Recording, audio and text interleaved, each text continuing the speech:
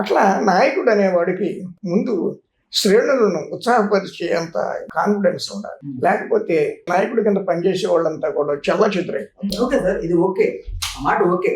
అది election vote వెయ్యక ముందు చెప్తే ఒక ధైర్యం అనేది ఉంటుంది. ఓటింగ్ అయిపోయిన తర్వాత ఇలాంటి వ్యాఖ్యలు చేయడాన్ని, ఓటింగ్ అయిపోయిన తర్వాత 2 రోజుల్లో కనుక కౌంటింగ్ ఉండి ఉంటే ఇలాంటి వ్యాఖ్యలకు అవకాశం ఉండేది కాదు. 48 అవర్స్ లేకపోతే 72 అవర్స్ లో కౌంటింగ్ మొదలై ఉంటే విషయం తెలిసిపోయేది.